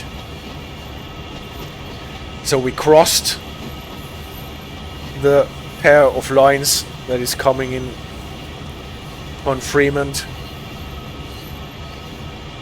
and are going into the sidings.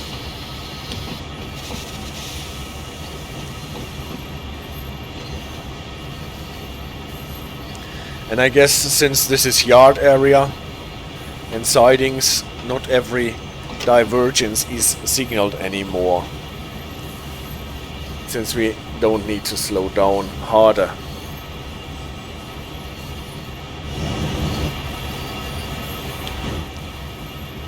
So, we were sent from the rightmost track to the leftmost track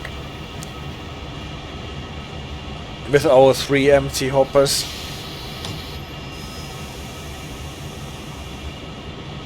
And if I remember this service correctly, then we will be sent twice around again.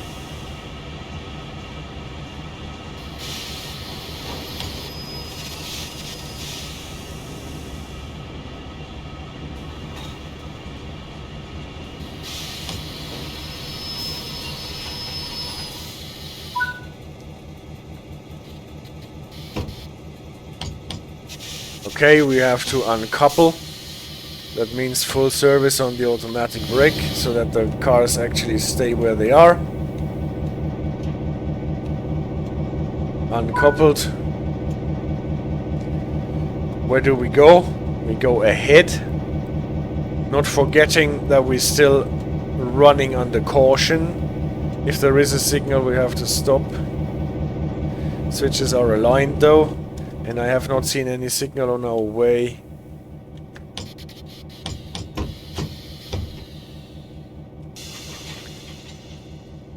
Okay, good thing we did not blow the PCS.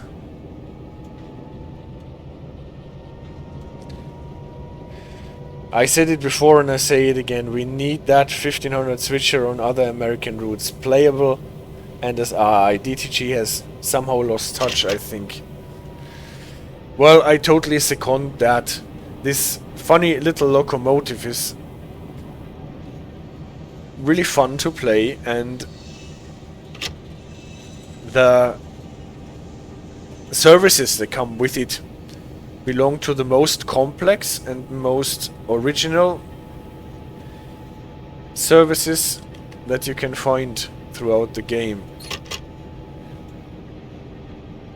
Switching from here to there, using yards along the line. Then, like in Lawrence, you get some AI traffic that you have to give precedence to.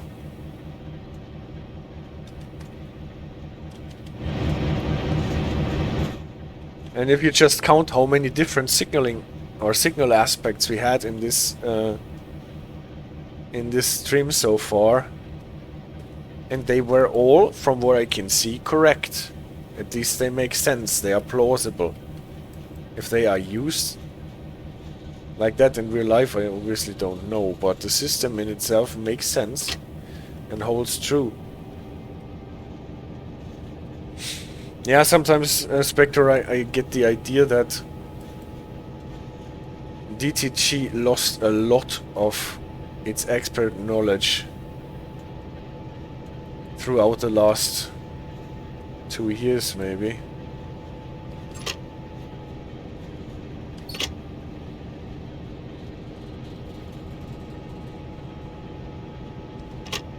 Or if they have not lost the knowledge, then they stopped listening to the people in the know.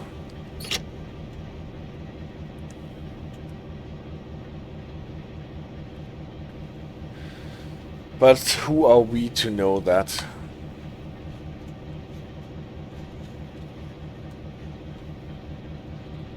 I guess they're making a lot more money than they used to.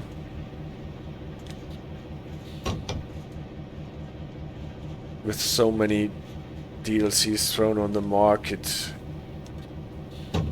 add-ons thrown on the market, we can expect Train Sim World 5 and a lot of people will be hyped up next year, Train Sim World 6, yeah. But this is actually... I don't mind if they have a new version every year. With Train Sim World 4 there were a lot of things introduced that actually made a lot of sense. The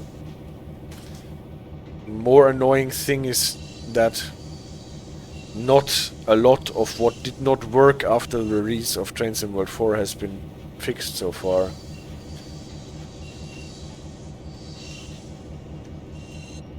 And I don't mind paying the 60 or 70 bucks for the deluxe edition every year, as long as you're getting new stuff. But with the DLCs that are thrown out in between, that cost like 35 bucks or whatever, or with the smaller ones 28, and you always have those annoying bugs and errors in it that never get fixed in the signaling system or in the safety systems.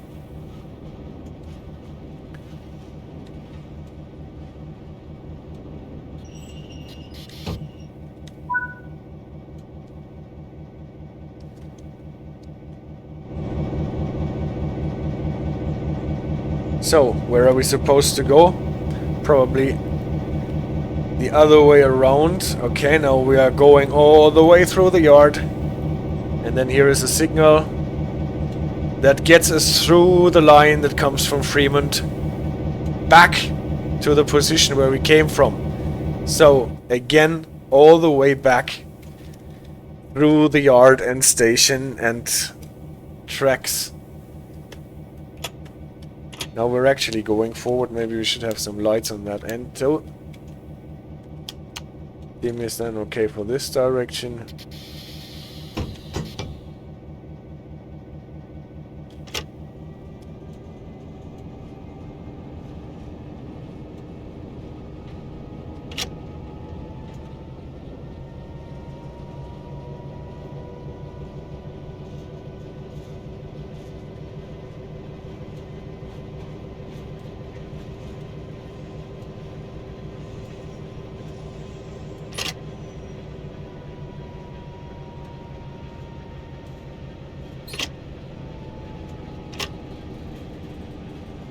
Yeah, and I have to say I was really disappointed with those announced updates for German and American content, and if you look at the update logs, most of the stuff that was fixed was mastery and trophies and thumbnails that did not appear, and some red light bugs or other bugs that prevented you from completing the missions. What is all well worth fixing, I should say, but it does not really enhance the gaming experience. And there was not well, not quite true. There were not many fixes to the signaling system or the safety systems. Sometimes the door operation thingies got fixed, and sometimes lighting got fixed, but that's about it. And fixing signaling systems, I think it is just too complex. Same for safety systems. Just imagine introducing an ETCS update like SimRail did in Train Sim World 4. That is so far above everything that we have seen in the last years.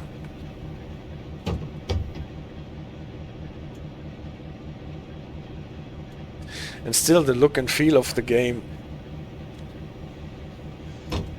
in Trains and World is still unparalleled. And it is sad that the simulation part does not keep up with that.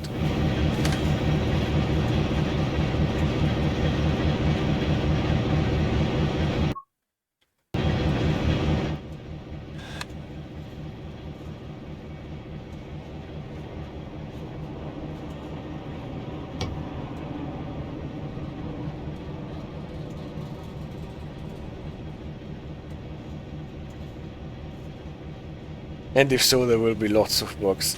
Sorry if I sound negative, but ETCS or even PTC in Trains and World would crash the game. Yeah. No need to feel sorry about that. What do we get? Diverging approach diverging. Not a medium approach slow. Diverging approach diverging. That means we can roll on with 20. Because this is what the switch allows us to go. And after we are through the first switch, we can accelerate to 35 if we want. Because the next switch...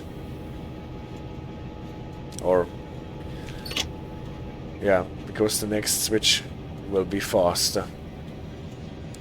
At least the last switch in the row, because the first switches are the 20 switches, like this one that gets us on the tracks that come in from Fremont,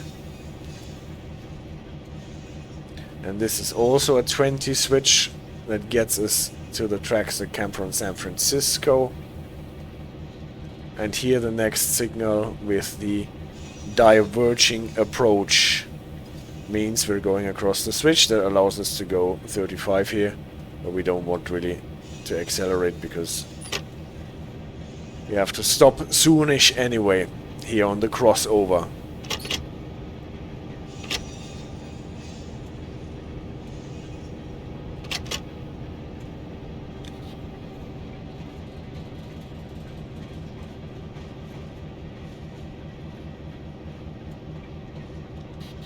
We're only a light engine. That means we're running on passenger train speeds now.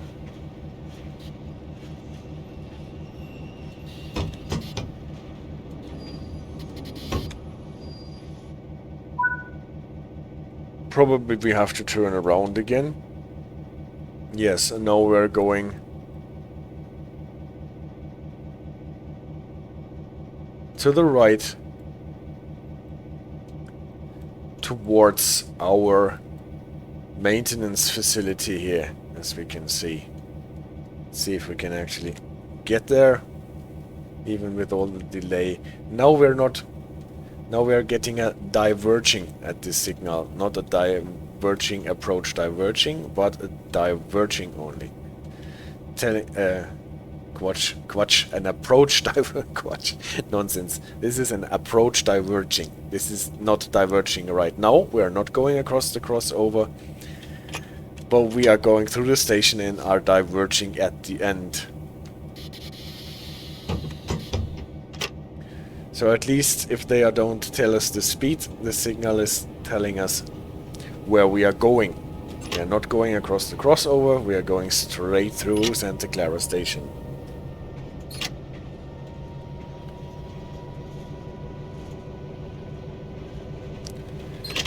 And that means we can go track speed here until we get to the switch, and it tells us it is a 40 switch.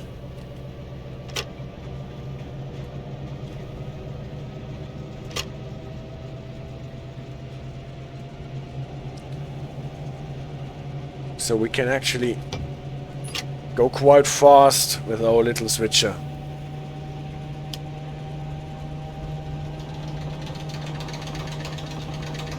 It already starts making weird noises.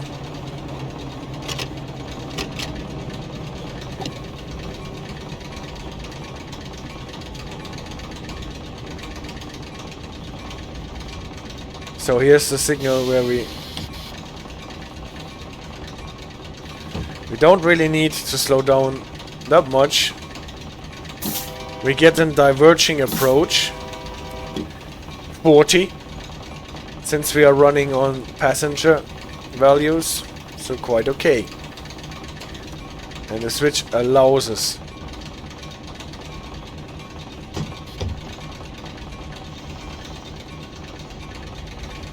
to pass through it. See? We're using the speed that we are allowed to go, but we are actually allowed to go it.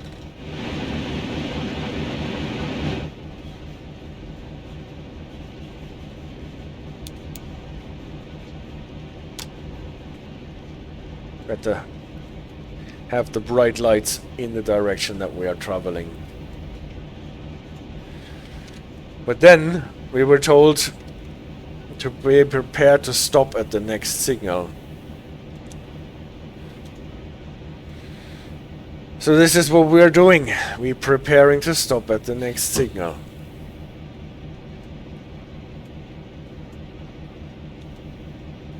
But the next signal is not right here.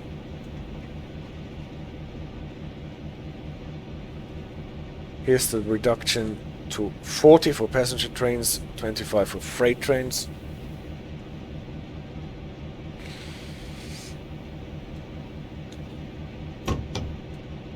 I think PTC is even harder to implement than ETCS. ETCS has the advantage that it is really well documented in all the system requirement specifications and stuff, and all the operating rules.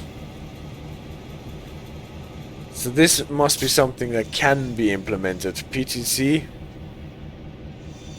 you don't even get proper sources for it because it's all proprietary.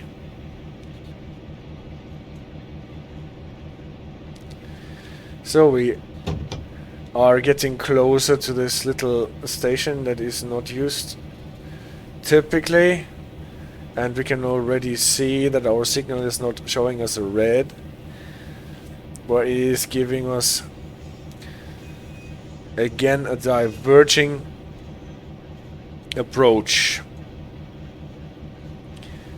So we can go on, but we know we diverge, and this is a situation where the diverging is actually going straight into the maintenance facility.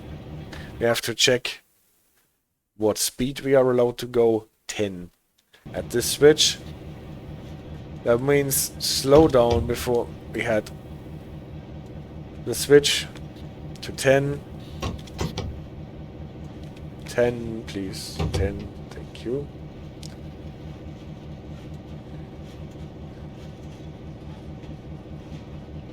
The switch to the left would take us back on the through tracks that lead to San Jose, and here we're going into the maintenance facility.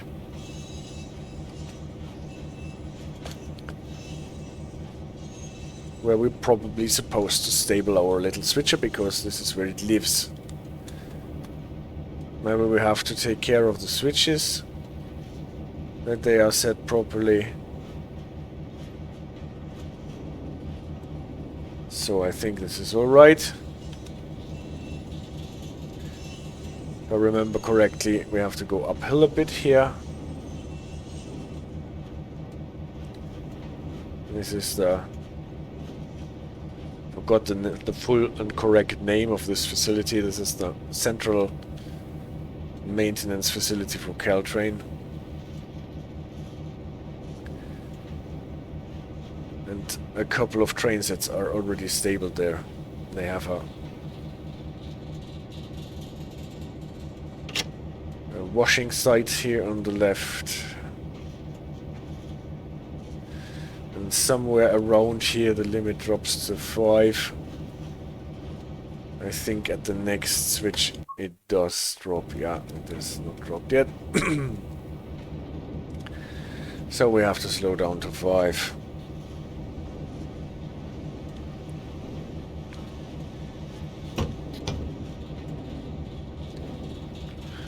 And we are rolling on this little siding where we stable our locomotive.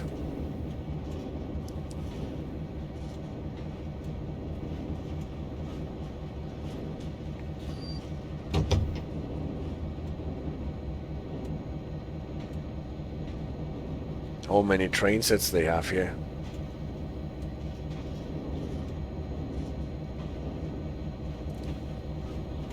And this at 10 minutes to 1 in the afternoon.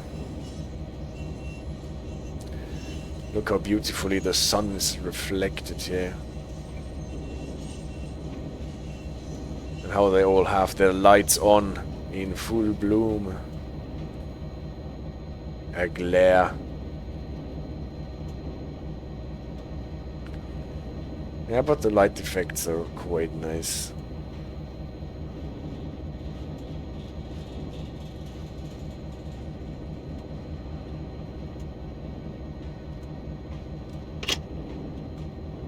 So, those are the last meters.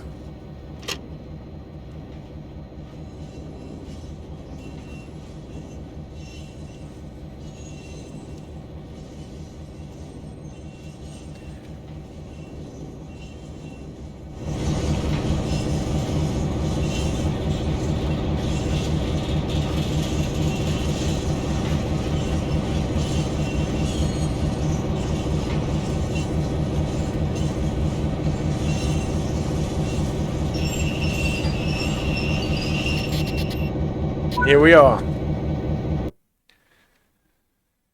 That's the service.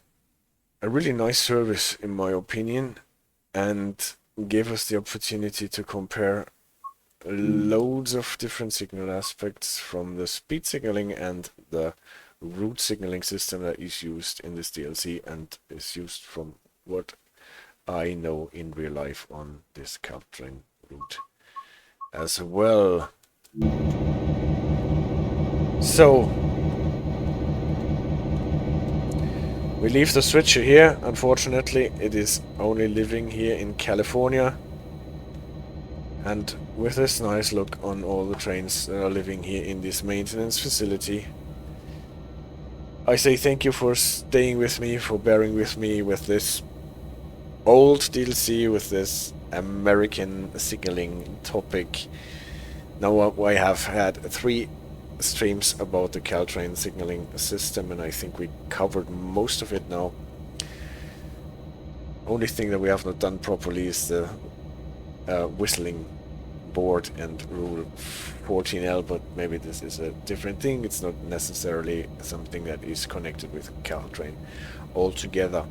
Thank you very much for bearing with me, for your input, and for the nice comments under last week's video, the tribute to Chile. Yeah, I hope you're doing well. Wish you a nice week. Take care and see you soon.